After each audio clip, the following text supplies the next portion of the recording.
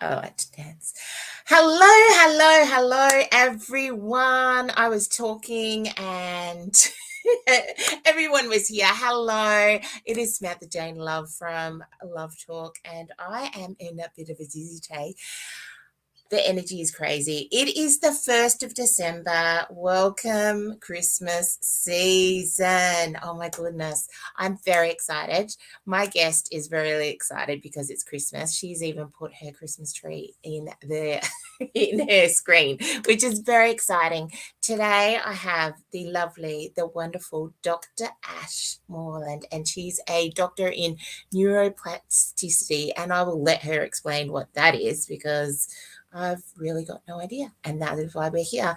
But once she's explained what that is, we are going to delve into the difference between living in fear and living in faith. So, everyone, here we go. We're going live now with Dr. Ash Moreland. Hello.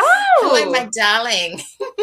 I'm so excited to be here, and I'm excited for Christmas. Now, my kids decorated this, and because I'm not living in fear, I left it exactly as they decorated it. I did not move a single thing. So Yay! on all the other years where I've let them decorate it and then fixed it after they went to bed. And made it perfect because someone's going to see it and they're going to judge me for my Christmas tree. I know. Imagine that. Imagine the fear of judgment over not having a perfect Christmas tree. I know. And, like you've just said, the kids have done it. My mum and my stepdad are talking about putting a real Christmas tree up, like a literal real Christmas tree, and their last Christmas tree got demolished by their cats. So I'm just like, yeah, knock yourselves out on that one. Oh, no. And that will be hilarious to watch it unfold and roll around. Hello, Joe. Ash, you can't see the posts as they pop up, but I'll just talk to people as they're here. And if anyone has any comments or questions, please drop them in here. If we're being hilarious, tell us how hilarious we are. In our minds, we are pretty freaking funny. It's all right. You didn't miss much. It was just talking about how we have let go of judgment in regards to Christmas trees and all sorts of marvelous things like that. So, Ash, please explain to everyone what neuroplasticity is. Yeah, all right. So my PhD was in neurophysiology and neuroplasticity. So neuroplasticity is the ability of our nervous system to change and respond to new stimuli. So that's really, really important because if our nervous system has developed, particularly we're going to focus today on faith versus fear. So that's what we're going to be talking about. But fear is really going to be stimulating a stress response in our nervous system. And if we have experienced a lot of stress or chronic stress in our lives, in particular developmentally, so as young children, if we had a lot of unpredictability or uncertainty in our childhood, or adverse childhood experiences, or lack of healthy attachment with a caregiver, our nervous system will be primed for hypervigilance and always looking for threat in our environment. And actually, it goes even further than that, because if a mother is pregnant and she is experiencing a lot of stress, the stress hormones in a mother's blood is literally what is driving the development of that baby's nervous system.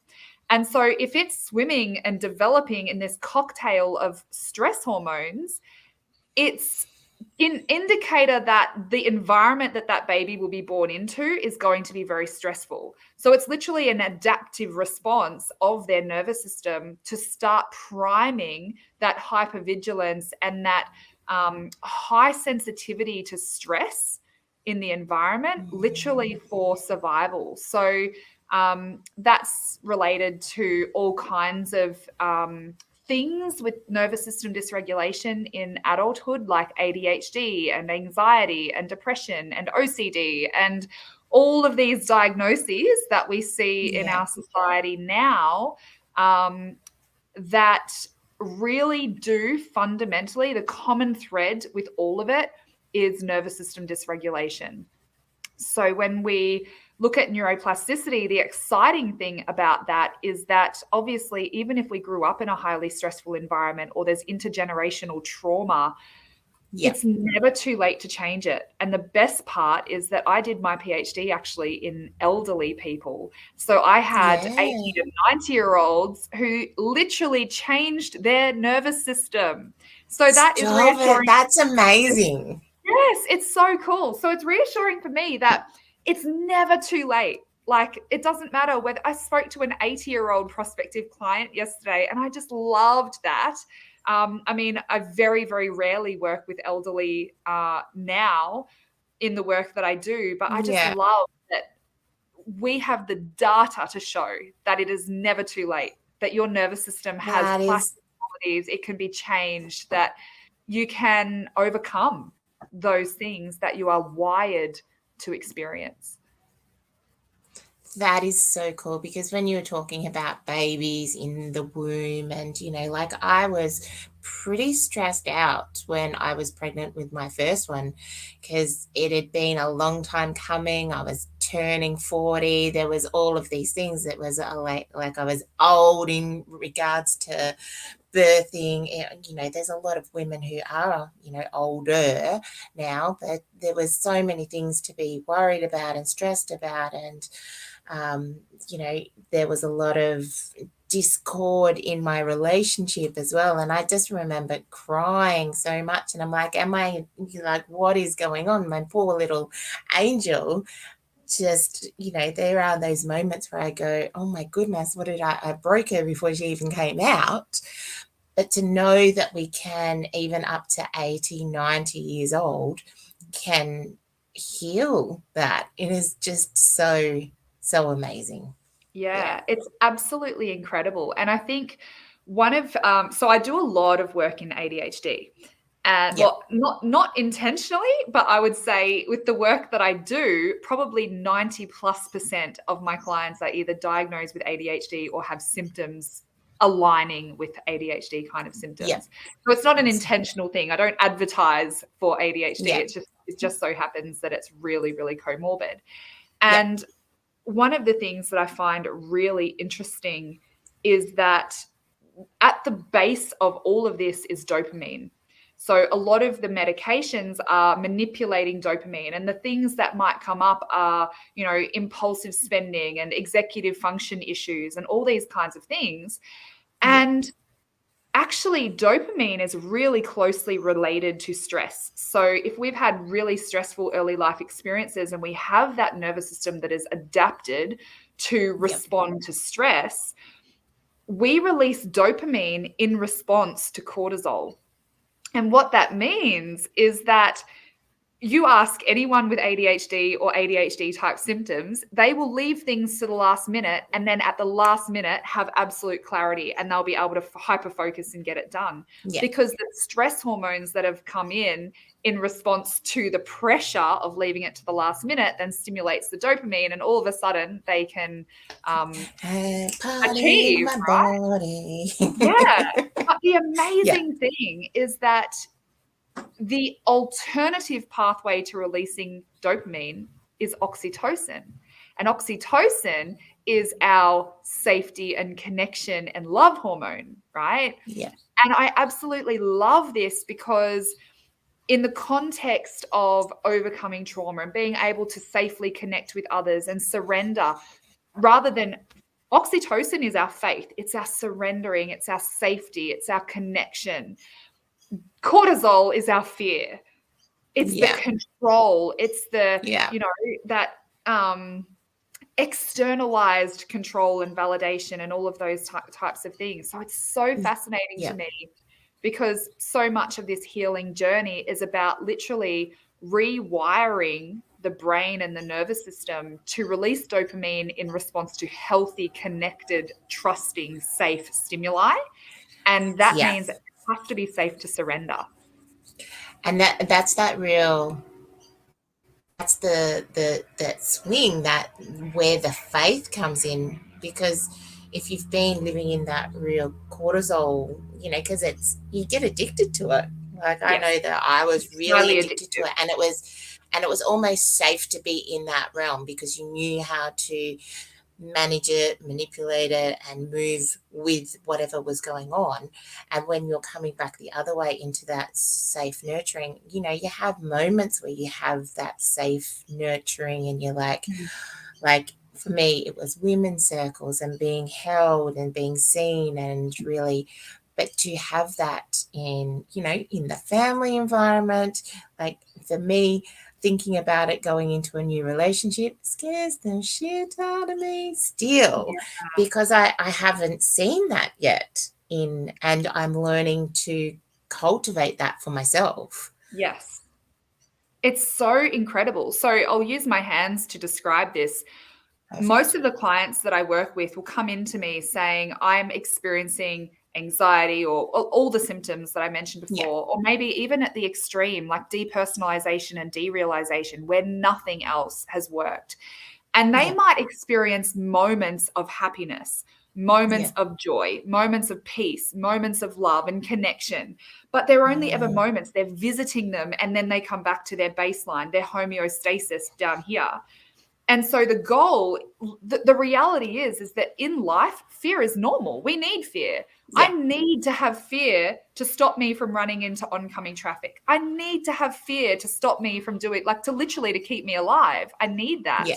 Yeah. And so my nervous system needs to have these responses to inhibit me from doing dangerous things. It's Yeah. just that there's a misperception of what my mind is perceiving as danger. And so the goal over a period of time is to achieve this new homeostasis where your baseline is peace and love and patience Mm, and generosity and kindness and all these beautiful things. And you visit moments of fear or you visit moments of dysregulation. But then you have the tools to also be able to come back to this new baseline. And so yeah. the process of going from here as the baseline to here as the baseline is literally rewiring the nervous system and actually changing our genetic function as well. So epigenetics comes into this, where it's a complete fallacy now to say that something is genetic. There is less than 5% of all Yeah. conditions are truly Yeah. genetic. And anything else that is genetic is actually really operating off the principles of epigenetics, which means it's our environment. But it's not so much talking about our external environment, it's our internal environment that's important. Yeah. So we can switch genes on and off and change the function of genes based upon our internal environment, and stress and trapped, like stored emotional data, is really influencing our internal environment. So we can turn around many, many, many, many physical conditions, many mental conditions, many emotional conditions, Yeah. neurological conditions, just by understanding neuroplasticity and epigenetics. It's incredible. Yeah.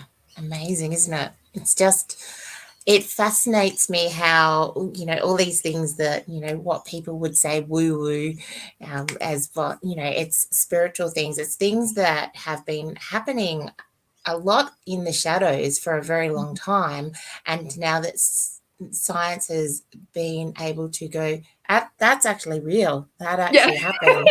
And it's so people were like, oh, amazing. yeah, I'll jump on board now that we've got Yeah. like a piece of paper to say, yes, that's a good thing. So I was Yes, actually, exactly.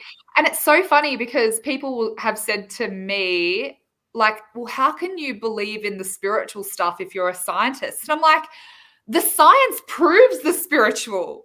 Like, all science is observation, right? It's measurement yeah, and observation and analysis. But what yeah, are you measuring? You're measuring this. yeah. And as a neuroscientist, I became extremely frustrated because I wanted the answers to all be the brain. I wanted the answers to all be the nervous Mhm. system. And I have scanned and zapped and studied a lot of brains, but yet I have never, ever, ever located a mind.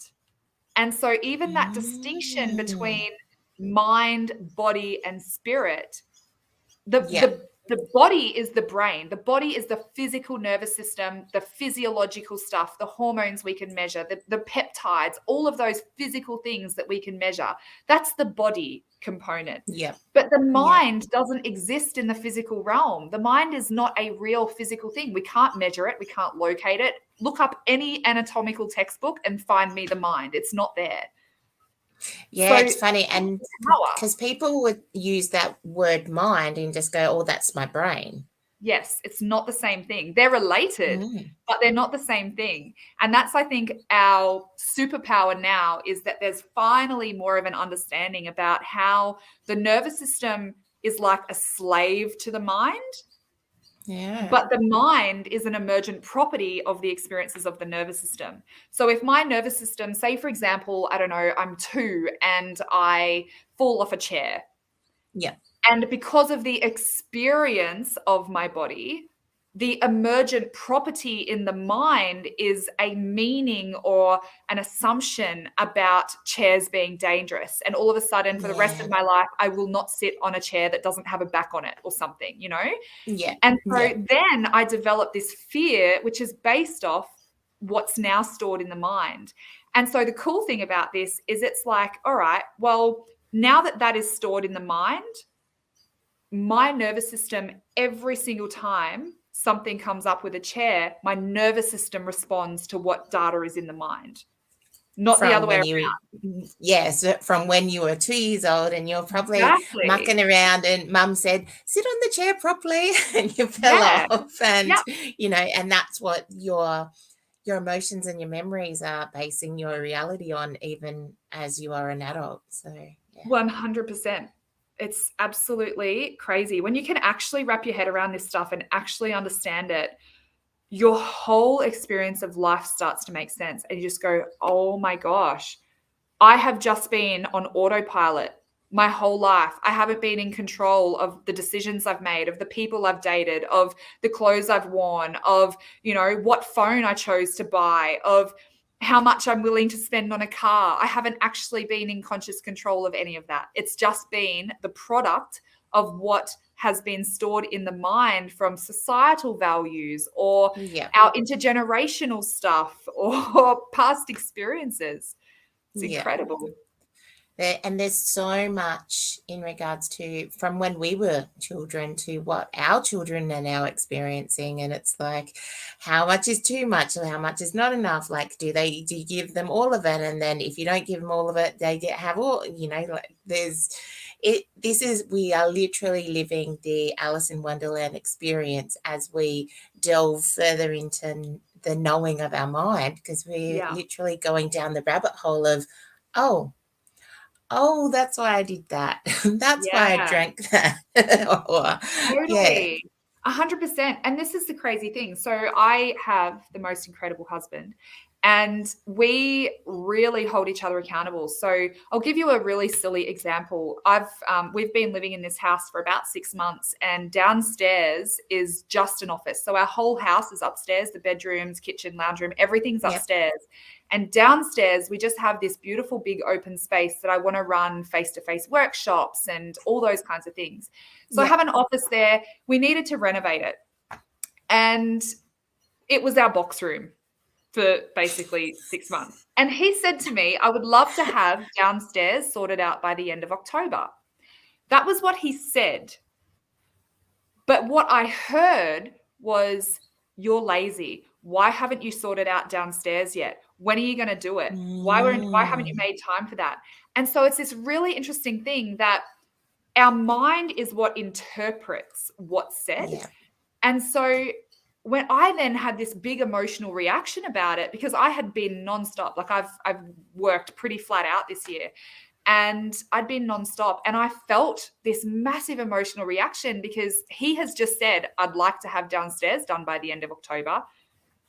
But the way I received it and the meaning that I assigned to what he had said, because it got filtered through my mind, was everything else. And so we say this thing to each other, what did you hear that I didn't say? And another example, I asked him to take the rubbish out. asked him to take the rubbish out, and he got really upset because when I said, can you take the rubbish out, he has heard, you don't do enough, nothing you do is good enough, all of it, like that he's lazy and all that. But I didn't say that. What I said and what I meant was, can you please take the rubbish out? But what did you hear that I didn't say really starts to expose the layers of what's actually in the mind, which was probably developed in your first 7 years of life, that has nothing to do with the situation. And how, I've just wrote that in the comments for other people to come back to, because if everybody in relationships had that, even that nugget of gold, what did you hear that I didn't say? And to be saying it from a centered, open-hearted space. Yes. I teach all the couples that I work with. How different would life be? Yeah. Because you have to be willing to see it. The thing is, all these things operate like blind spots, completely unconsciously. The definition of unconscious is to not see. So we are not even aware that these things are there. We're not aware that these filters are even there. And so I obviously had belief systems and sensitivities and emotional data stored in my nervous system around people thinking I'm lazy and having to do everything by myself and all this kind of stuff, which meant that was the filter system that everything that came towards me went through. Yeah. And so that was the common thread. If I looked back on all my relationships, on all of my workplaces, on all of the scenarios in my life, they were the common threads of nothing I do is good enough, and they think I'm lazy, and that I have to do it on my own. But it was all bullshit. It was complete bullshit. That wasn't true. It was just, it was a fallacy that lived only in my mind. It was not representative of reality. And it's interesting. I've seen it a couple of times where they talk about belief systems, and it's really, and they change it to the BS. Your belief systems, it's the bullshit that you're saying to yourself about how this other person sees you as well, or like, and how you're seeing yourself in that situation. Yeah. And it's all from the mind. I mean, yes, there are neurological processes that happen, particularly the neurological processes are particularly important for what's called the initial sensitizing event. So the initial sensitizing event is the initial event that happens where you have this sensory experience and there's emotion attached to it. And that gets encoded into your nervous system, and the meaning associated with that thing is stored in the mind. So yeah, it's incredible. Beautiful. So let's jump to, we were having a little chat about things you do on the weekend. Yeah. Where do we go with this? So I didn't know this about Dr. Ash Moreland, but Dr. Ash Moreland frequents a church, and we were talking about the Bible. And so let's explore this a little bit, my darling. Let's explore. Yeah, this is a really interesting one. I grew up in a Lutheran church as a child, and I moved away from it when I was 12. And for most of my adult life, you would never have gotten me inside a church. I would have probably close to a panic attack, if not very, very tangible anxiety in my body. If anyone ever said God or Jesus or anything, I would just straight away shut them down. And I guess it's a long story as to how that ended up changing and shifting, but I'll shorten it to just, I had some pretty insane experiences in 2020. And I ended up starting to read the Bible. Well, actually, no, I'll go back one step. I was sitting on my bed one day and I just received this message, you have to go to church. And I literally looked up and laughed and was like, what? It kind of sounds like you said I have to go to church. And I literally burst into laughter because it's like, you know me, like even for weddings. Like, well, what's the joke here? What's really going on? Right? Yeah. And that was just after my grandfather had died. And anyway, so Steve and I were actually not together at the time, and I don't know, we ended up on the phone for whatever reason, and the conversation was, what are you doing this weekend? I said, this is going to sound really weird, but I think I have to go to church. And he was like, what the hell? All right, if you go, I'll go. So it was this really strange thing. Anyway, he had said that he knew some people who went to this place that was 45 minutes away from where I lived. And they did 3 services a day. So 9 o'clock, 11 o'clock, and 5 o'clock, and different services each time. So that Sunday, I went to the 11 o'clock service. There must be 100 churches between where I lived and where we ended up going. Yeah. And he preached that day on the exact story of my childhood and why I walked away from it, why I completely shut myself off to spirituality and God and all those kinds of things. Yeah. I was covered in goosebumps the whole time. My jaw was on the ground. Now, the thing about this church is that I grew up in a very sort of conservative, fear and punishment, very heavy religious environment. And the thing about this church, I mean, I walked in and they had signs up that just said, come as you are. And I looked around, there was like dudes with complete head and face tattoos. There was like just every kind of walk of life in that place. And it was extremely welcoming. But the interesting thing was that it's a spirit-led church. So it's a Pentecostal church that very, very different. I mean, if anyone just walked in off the street, as I did, it was like, you go, what the hell is going on? It was crazy. Not like when you were younger and you had to get dressed up in your Sunday best, be in your best behavior, do not make a sound, do not move, do not embarrass me. That was exactly. Yeah.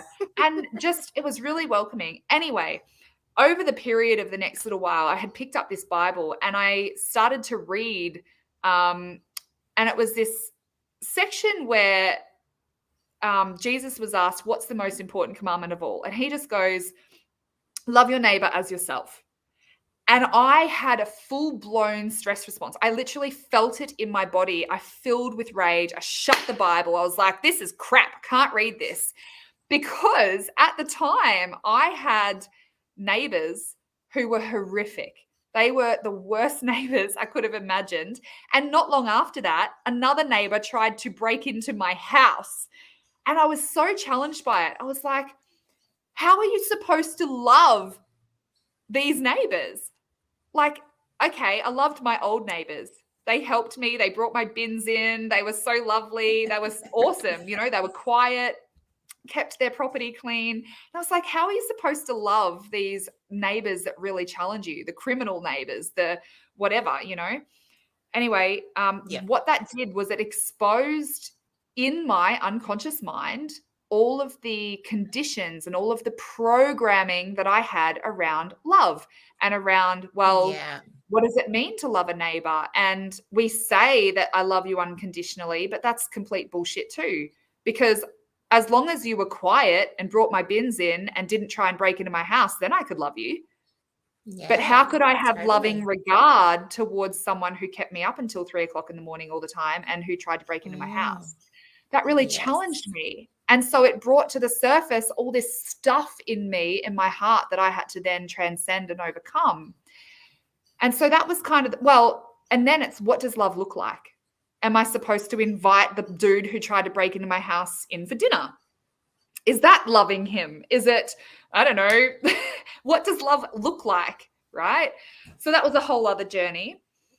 And then the second part of that was love your neighbor as you love yourself.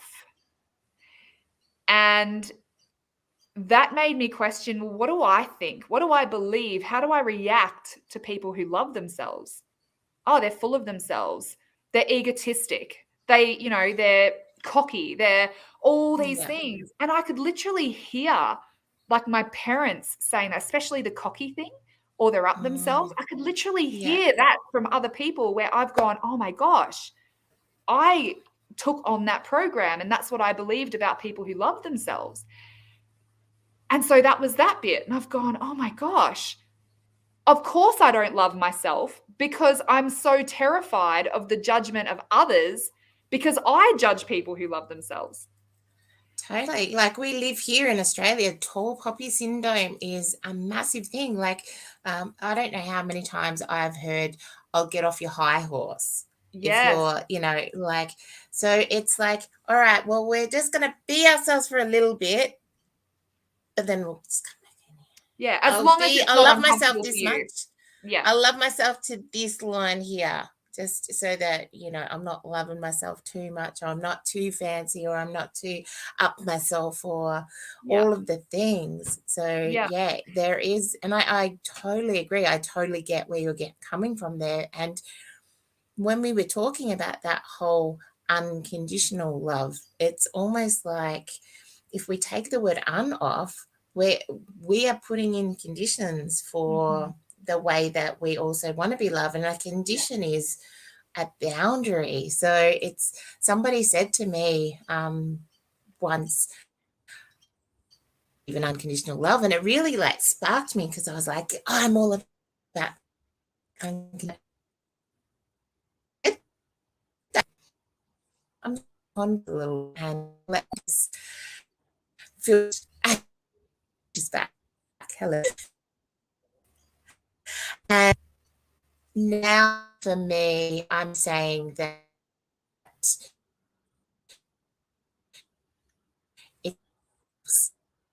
and then magic. It's here right now. Are you back, I don't know. darling? I don't know if it's my internet connection or yours, but yeah, it was glitching then.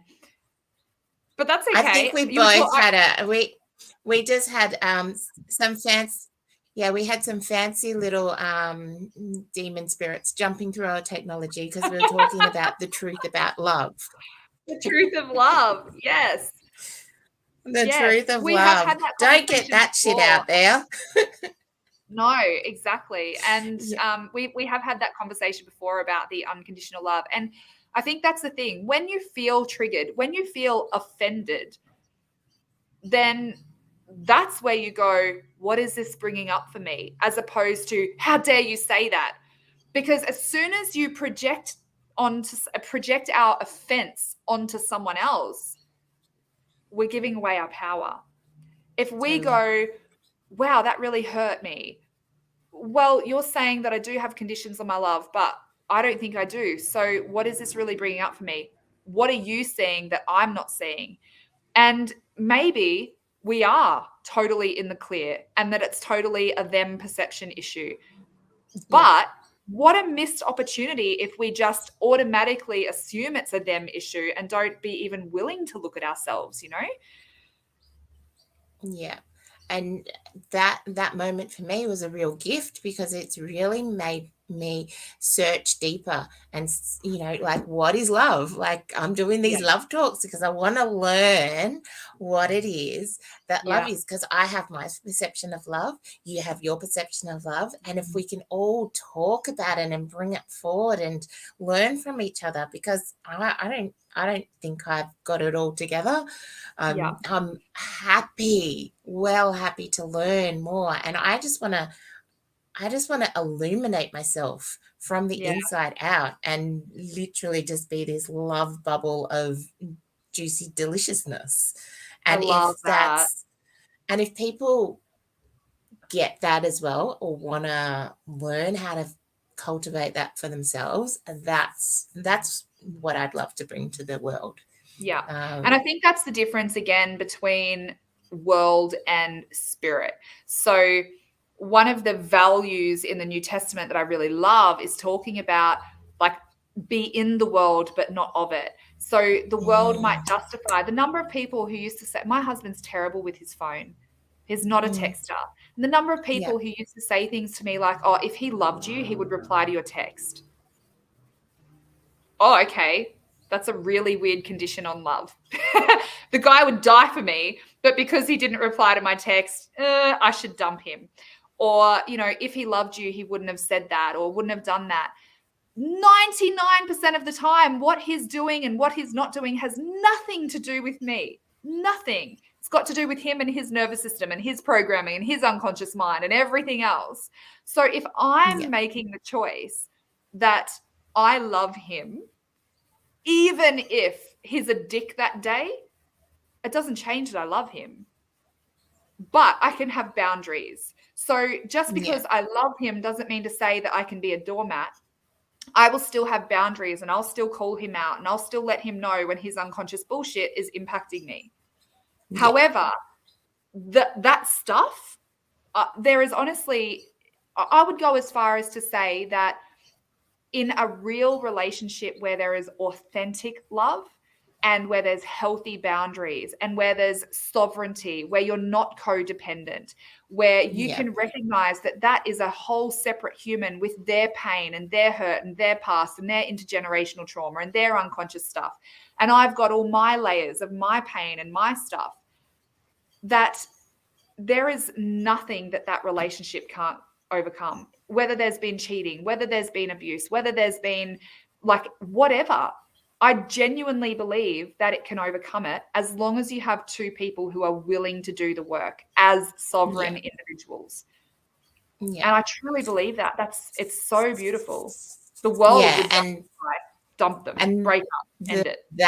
That was the key, that it's the two people doing their own work and working towards, I suppose, in a sense, a common goal of being together and coming into this world and sharing a life path. You don't need to be right on top of each other, but it's about sharing moments and not just, oh, well, you've got the problem and you have to go and do your work and I'm good. It's just you've got the problem.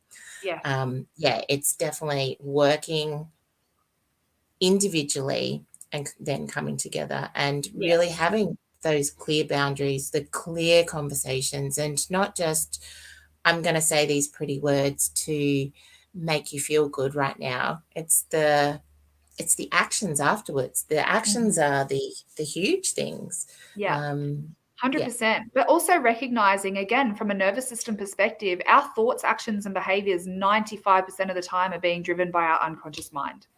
And so when my husband says to me, I'm going to try and do better with this, this, and this, I want this, and then his action doesn't align with that, that doesn't mean to say he didn't want it. It doesn't mean to say he wasn't genuine when he said he wants that. It's just that in that moment, the action he was doing was being driven by his unconscious mind. So the unconscious mind, Romans 12:2 in the Bible says, be transformed by the renewing of your mind.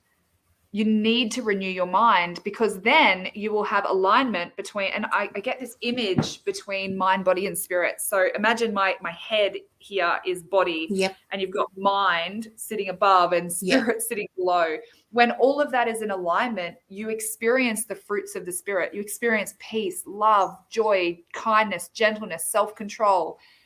But, and also when you're experiencing those things, your nervous system is regulated.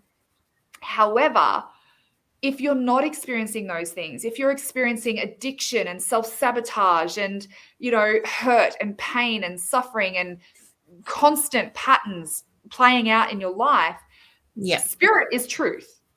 It's not spirit that's out of line. Spirit's truth. Your body is always going to be dragged where the mind goes. So if the mind is distorted over here and the body gets dragged in that direction, over that way, you're out of alignment. There's no alignment in mind, body, spirit, which means that all of a sudden there's going to be dysregulation. There's going to be anxiety and fear and panic and dis-ease. This is ease and flow. This is dis-ease and not in flow. Stuck, stagnant, stuck, trapped. So it's about bringing the mind, and the only way we can do that is to be willing and courageous enough to really look at the stuff that's stored there, to call out the stories, to have someone who loves us enough to say, I'm not enabling that story. I just had a client yesterday who for the last 10 weeks has been saying, oh, I just didn't have time. I just didn't have time. I just didn't have time. And I said, I love you too much to enable that story. And I didn't give her the solution, but I gave her what I was seeing in what was happening in her mind. Yeah. Today, she came up with her own solution. She was like, Yeah. oh, I see it now. Oh my gosh, I do have time because I've got this and I do this and I do this. And I'm like, see, now the story that was in the mind that said I don't have time, which was the barrier to her taking the action that she needed to heal or to improve, Yeah. Yeah. came back into alignment, and now she's taking action. She's taking action that's going to align mind, body, and spirit in that thing. So it's so powerful. Totally. I love that little dance move. Like that's the Christmas dance move. I'm like, baby shark. Can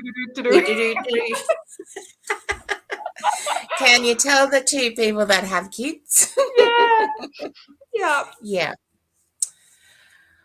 So what would be your takeaway for everyone at home? Obviously, you have a beautiful new book coming up and we're about to pre-launch.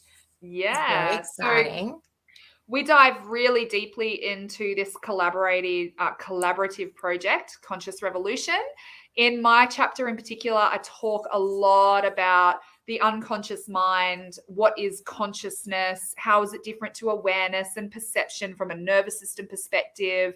How, like, my journey and the narrative behind how I get awareness of the things that are in my unconscious mind. I talk about, the way to healing. And the thing for me is that when it comes to the mind, the things that will impact it is intergenerational trauma. Yeah. And so unresolved trauma, unhealthy attachment to caregivers in our early life, or unpredictability and uncertainty in our early life, and chronic stress throughout our life. So they're the main things. When it comes to healing, talking about it is not going to do the job. If we just engage, I did talk therapy for 20 years, and I speak really openly in my chapter in the book about multiple suicide attempts and the catalyst. I think the first opening line of my chapter is, I can't do this anymore. That was a turning point for me where I was like, I'm either going to die or I'm going to rise up out of here like a phoenix rising from the ashes, because I don't have a choice. I'm covered in goosebumps. I was at an absolute breaking point where I was like, I can't do this anymore. I cannot go on like this anymore. And it was the absolute greatest gift that I have ever had. And as hard as it's been absolutely worth it. So talk therapy for 20 years didn't help me. It maybe gave me a little bit more insight and sort of a bit of understanding. But if you imagine, if this is the brain, trauma is in the back parts of the brain, whereas talking activates the front parts of the brain. So it's like trying to change a flat tire on a car by replacing the windscreen. You're still going to have a flat tire, So actually having trauma-informed approaches to therapy is absolutely essential. And if you have a belief system that people never change, or that it's too late for you, or that, there's no hope moving forward, my take-home message is that, like I started this, I've seen 90-year-old brains change. And there is absolutely no reason you, in your situation, can't change and heal and go on to create. Like, let's say the person I spoke to today was 41. She was devastated that over the 41 years of her life, she had had toxic relationships, hurt her kids, stuffed up job opportunities, and all of these things. It had absolutely left a trail of debris in the 41 years of her life. But that moment is her owning the next 41 and beyond. She's going, no, 41 years is enough. And as hard and uncomfortable as it's going to be, I'm worth it. I have to make this change. And that would be my take-home message, is just surrender and have faith. Find someone to work with. Find a trauma-informed practitioner who understands you and resonates with you, because it is literally never too late to change, and you can have it as soon as you're ready to step into it. Yay. Oh, so thank you, my darling. We could probably do part 2 and part 3 and part 4 of our talks together. And I love our chat. we love us. And I hope that everyone took home some little snippets of gold. And there was, throughout this little chat, there has been some real snippets of gold from Ash. And if you would like to work with her, you can get contact with her. She is amazing. And keep an eye out for our anthology. I've actually got a chapter in there too. It's been a massive process. And I think that everyone in this book has had not just a dark night of the soul, we've really delved deeper even than that, where it's like the only way that I've been able to explain it is that we've literally been walking through the shadow of death through the other side. And that's, all of those parts and reawakening the parts of our shadow. And shadow doesn't necessarily just need to be our negativity of ourselves. It could be those parts that are freaking amazing and that we've been dimming down so much because we didn't want to be in that tall puppy syndrome. Totally. I was just going to say, I got a vision of a Kinder Surprise. The process of writing that book is like a Kinder Surprise. So I was happy with who I was when I started that chapter, and I was like the chocolate around the outside. Yeah. That the world wants to eat the chocolate, But the prize is inside. The prize is inside. The prize is definitely inside. The prize is your inner self, your true self. And the only way to get it is to crack that thing open. I was completely cracked open in trying to write this chapter. And I think that that's been a common experience for all the authors. We had to literally break ourselves open. Literal truth bumps. And I've spoken to a couple of the authors, and we have all really been cracking ourselves open. I know that I was already cracked. I got scrambled in the whole process, I think. And that's probably the easiest way for me to explain it. And now I'm a fluffy, beautiful omelette. I love that. And it is really beautiful to watch this. There's, there's 10 of us that have all come from all parts across the globe. Actually, there's lots of internationals as well, so it's really exciting. So we will be popping all the links for that. Watch Love Talk, get onto Dr. Ash as well. She is amazing. Thank you very much, Ash, for joining me. Thanks for the laughs. Thanks for the Bible quotes. You're welcome. And I send love to you and all of your families. I feel like I'm praying right now, but that is it. No, I'm illuminating all of the love from my heart to yours. You at home. Love you all. Love you too.